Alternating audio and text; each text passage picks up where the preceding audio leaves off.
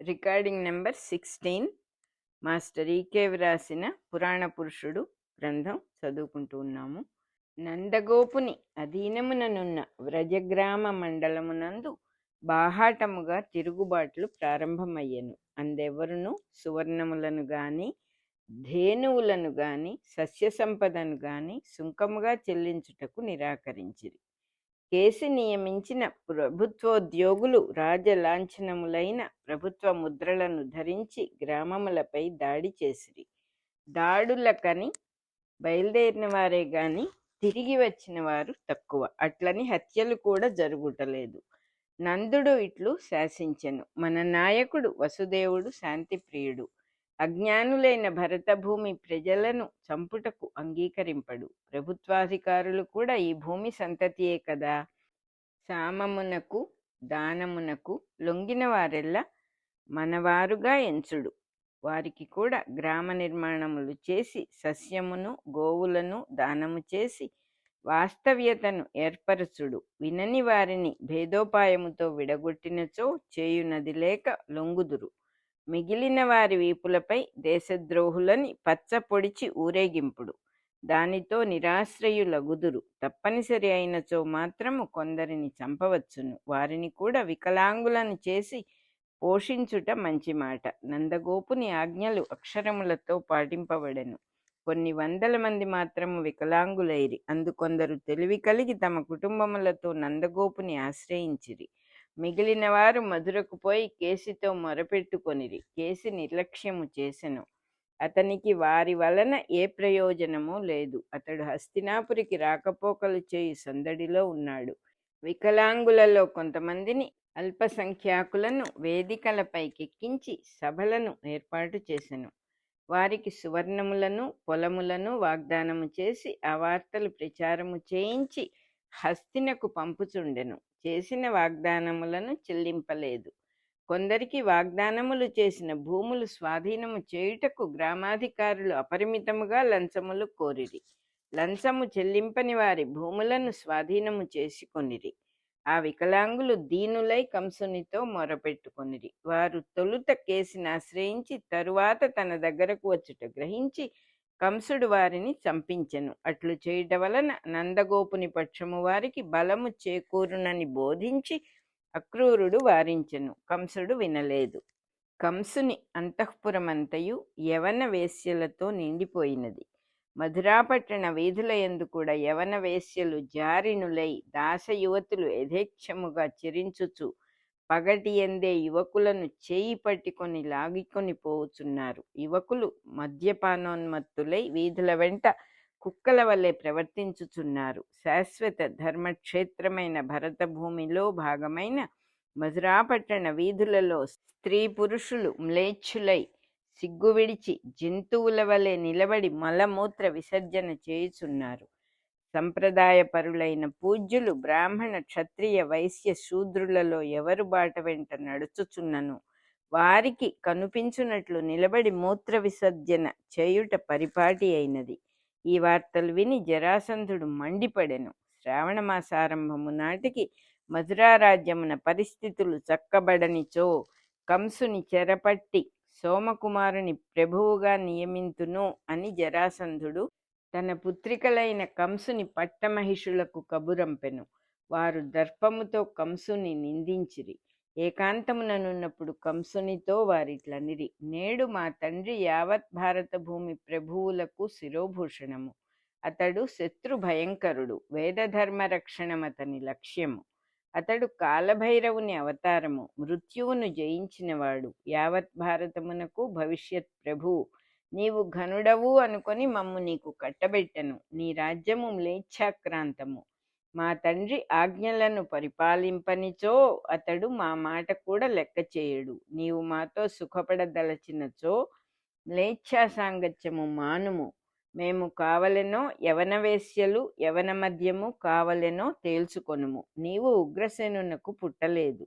ద్రమిళుడు అను దాక్షిణాత్య తాంత్రికుడు నీ తల్లిని వశీకరణము చేసి సుఖింపగా నీవు కడుపున పడితివని మా తండ్రికి చండకౌశికుల వారు చెప్పిరి. కనుక వేదధర్మము తప్పినచో నిన్ను మేము లెక్క చేయవలసిన పని లేదు అని కంసుని భార్యలైన అస్థి ప్రాప్తి అనువారు ఖండితముగా పలికిరి. నాటి నుండి వారు బ్రహ్మచర్యవ్రత దీక్షలో కాలభైరవుని పూజించుచు జరాదేవి మంత్రము జపించుచుండిరి.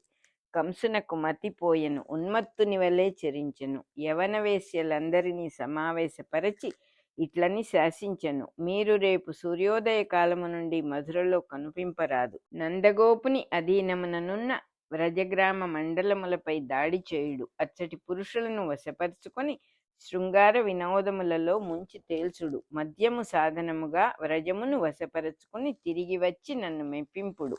రేపు ఉదయమున మధురయందెవ్వరు కనిపించినను రాజభటులు శూలారోహణము చేసి చంపగలరు. ఈ శాసనమునకు భయపడి సగమునకు పైగా వేశ్యలు పడవలెక్కి పశ్చిమ సముద్రము మీదుగా తమ దేశములకు పోయిరి. మిగిలిన వారు వ్రజగ్రామముల మండలమున పర్యటించుచు తమ తళుకు బెళుకులను చూప ప్రయత్నించిరి.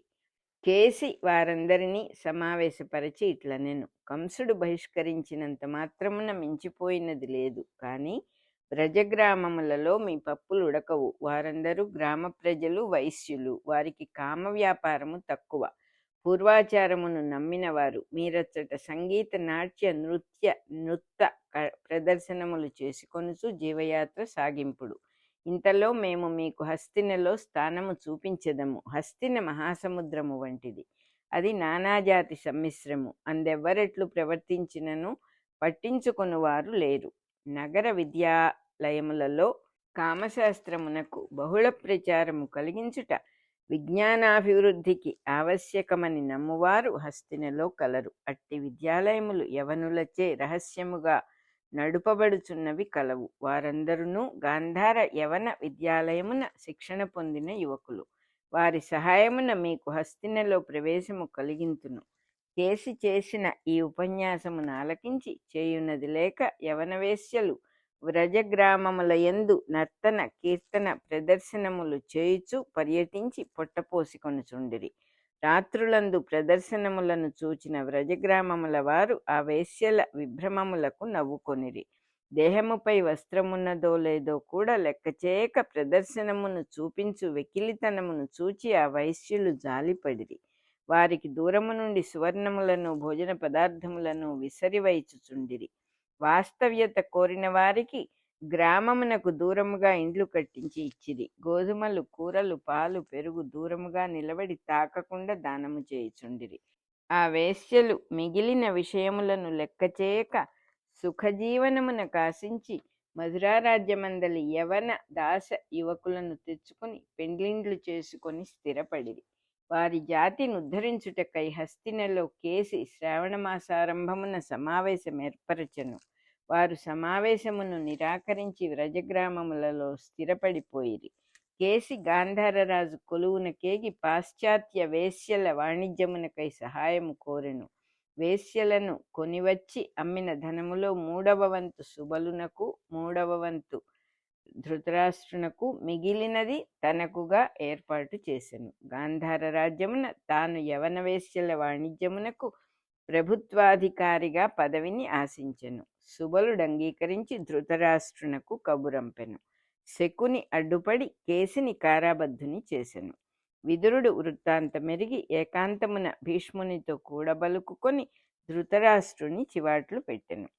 కంసుడు చేసిన పనికి మధురానగరమందలి బెస్తలు కోపించిరి. నగర వీధులందు రాత్రులలో దోపిడులు ప్రారంభమయ్యెను.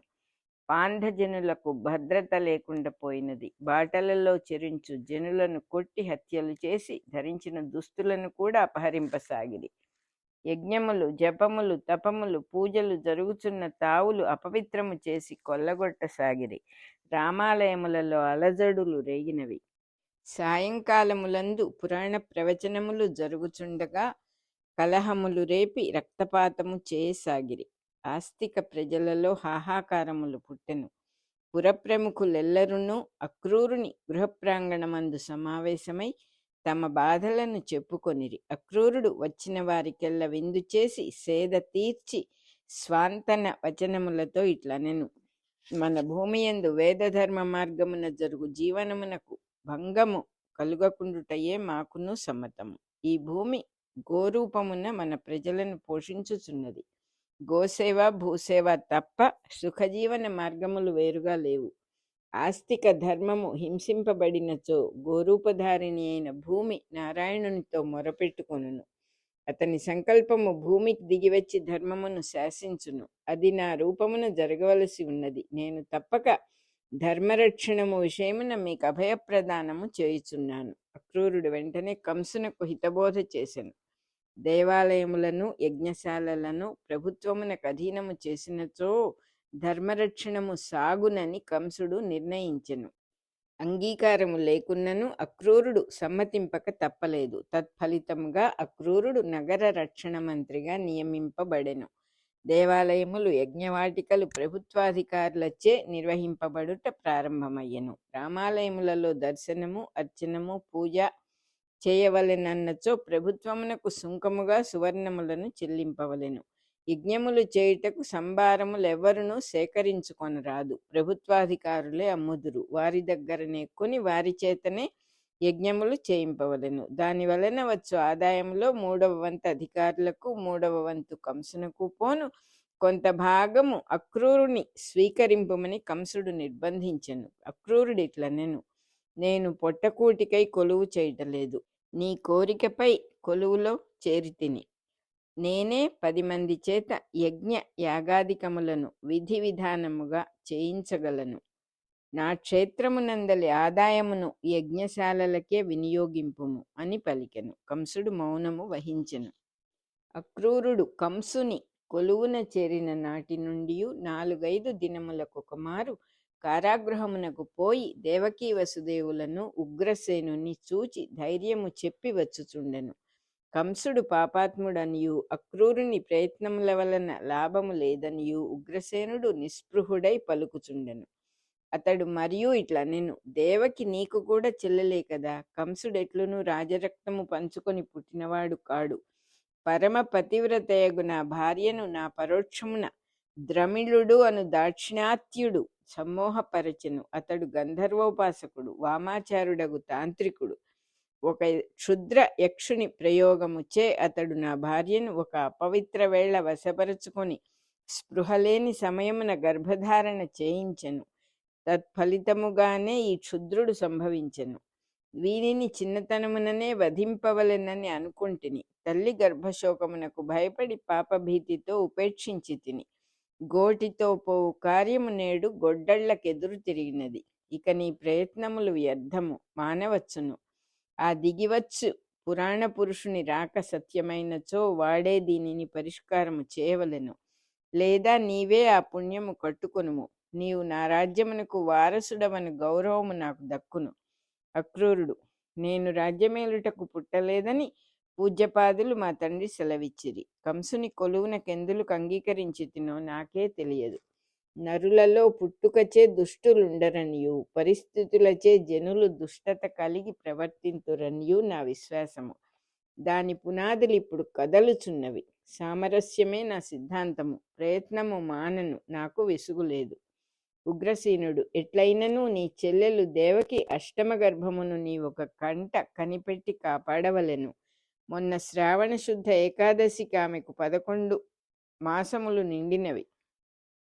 ఆరోగ్యవతిగానే తిరుగుచున్నది. 12వ మాసమున ప్రసవించునేమో తెలియదు. రాత్రులందు సుఖనిద్ర, సుఖస్వప్నములు కనుచున్నది. ఎవరో దివ్యపుణ్య స్త్రీలు స్వప్నమున వచ్చి విభూతి రక్షపెట్టి ఆకాశగంగ తీర్థమిచ్చి గగన యానమున మిన్నేటి ఇసుక తిన్నెలలో నడిచిపోవుచున్నారట. మేల్కాంచుసరికి నేటి ఉదయమున భ్రూమధ్యమున విభూతి అంటి ఉన్నది. వసుదేవుడు నిశ్చల సమాధిలో ఆనందముద్రయందు నిరంతరము ఉన్నట్లు అతని అర్ధనిమీలిత స్థిమిత నేత్రముల వలన స్పష్టపడుచున్నది. అతడు నిరంతరము ఊర్ధ్వదృష్టితో తూర్పు దిక్కు వాతాయనము నుండి పడుచున్న ప్రభాత కాంతుల వైపు దృష్టి ప్రసారము చేసి ఉండును. నిన్నటి ఉదయమున హిరణ్యబాహువులు, ధనుర్బాణములు, హిరణ్య శ్మశ్రువులు గల పురుషుడొకడు వాతాయనము నుండి ఎండ పొడగా దిగివచ్చి వసుదేవునకు ఫలపుష్పములిచ్చి వెడలినట్లు అనుభూతి కలిగినది. తిరిగి చూచుసరికి వసుదేవుని చేతిలో ఒక ఫలము, కొన్ని పారిజాతములు తులసియు ఉన్నవి. పారిజాతములను దేవకి శిరస్సున దాల్చి తులసిని ఫలమును భుజించెను. అక్రూరుడు ఇవన్నీయు వాస్తవముగా పురాణ పురుషుడు దిగివచ్చుటకు చిహ్నములు అని చెప్పలేము. భక్తి యోగమున ఒక స్థితిలో ఇట్టి అనుభూతులు కలుగుచునే ఉండును. నారాయణుడు అంతర్యామి అనియే వేదములు స్థాపించును గాని అవతారమూర్తిగా దిగివచ్చుట చెప్పబడి ఉండలేదు. మనమెరుగని అనేక విలాసములు సృష్టిలో ఉండవచ్చును. ఇదమిద్దమని నిర్ణయింపలేము. ఏది ఎటులున్నను మా చెల్లెలు దేవకి అష్టమ గర్భమును గూర్చి సమస్త భారము నేను స్వీకరించుచున్నాను. నీవు దిగులొందకుము. ఆమెకి మారు గర్భశోకము లేకుండా చేయుట శ్రీమన్నారాయణుని కార్యభారముగా నేను మ్రొక్కుచున్నాను. ఇప్పుడీ దేవకీ వసుదేవులను కూడా పలుకరించి ఆశీర్వదించి పోయేదను. అక్రూరుడిట్లు పలికి ఆసనము నుండి లేచుచుండగా కన్నులు మిరుమిట్లు గొని దిక్కులన్నీయు ఒక చక్రముగా తిరిగెను. శంఖధ్వానములు వినిపించెను. కంటి ఎదుట సుదర్శనాయుధ మహాజ్వాలలు గిరగిర తిరిగెను.